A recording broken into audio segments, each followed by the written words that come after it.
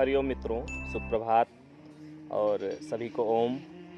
जैसा कि आप महसूस कर रहे हैं, ठंड का असर दिख रहा होगा। तो आइए, आज का हमारा टॉपिक है मित्रों। सबसे पहले तो आप अगर हमारे चैनल से अगर अभी तक नहीं जुड़ पाए हैं तो योगी संकट मोचन यूट्यूब चैनल, जो आपका ही चैनल है मित्रों, उससे आप अवश्य जुड़ें और योग से संबंधित छोटे छोटे तथ्यों को जानें। और हमारे गुरु बाबा रामदेव जी से हमने जो सीख रखा है वह मैं आपको भी सिखाने का प्रयत्न करता रहता हूँ बीच बीच में।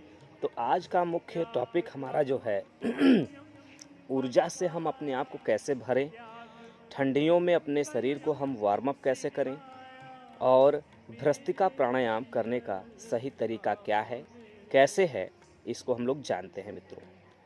तो सबसे पहले हम अपने सुखासन में बैठ जाते हैं मित्रों और दोनों हथेलियों को अपने जांघों के पास, अपने घुटनों के पास लगा लेते हैं। आप ज्ञान की मुद्रा में इस तरह से आप अपने अंगूठों को और तर्जनी को एक साथ मिला करके ऐसे लगा सकते हैं।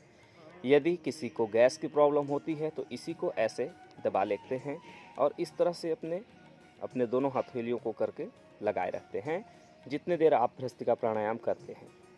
जिनको जो समस्या हो उस प्रकार से आप लगा करके बैठेंगे। आप ज्ञान की मुद्रा में लगा सकते हैं ऐसे, तो आप ज्ञान की मुद्रा में लगाएं। तो भ्रस्त्रिका प्राणायाम भ्रस्त्रिका प्राणायाम लंबे करे श्वास को भरना है मित्रों। कैसे?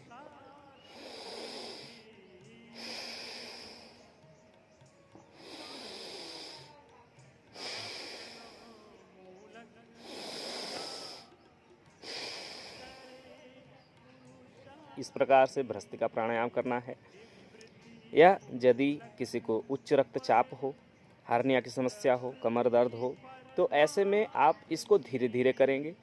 और यंगस्टर्स के लिए, हम लोगों के लिए यह भ्रस्त्रिका प्राणायाम बहुत तेज गति से आप कर सकते हैं। कैसे?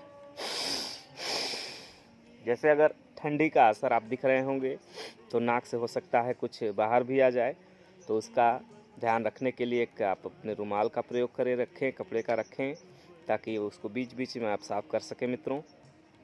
तो यंगस्टर्स जो हमारे नौजवान हैं, नवयुवा हैं, वह तेज गति से कर सकते हैं।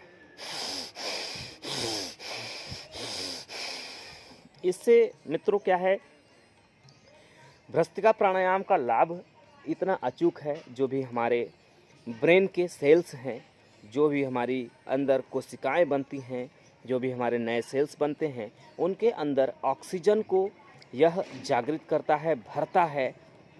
और ऑक्सीजन से भरपूर यदि आपका ब्रेन है, आपकी नसें हैं, आपकी नसनाड़ियाँ हैं, तो यह समझ लीजिए कि आप बिल्कुल और बिल्कुल स्वस्थ रहने वाले हैं। और यदि आप भ्रस्त्रिका प्राणायाम इस तरह से नहीं कर पा रहे हैं तो एक और प्राणायाम, भ्रस्त्रिका प्राणायाम का एक और तरीका है मित्रों, उसको भी हम जान लेते हैं।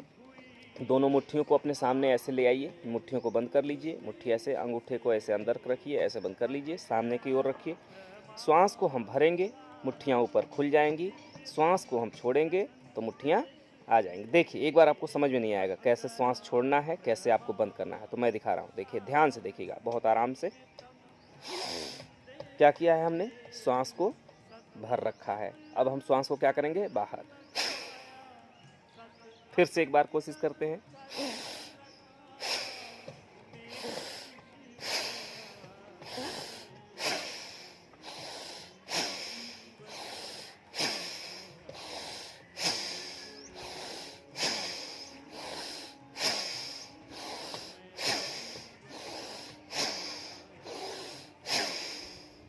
रिलैक्स।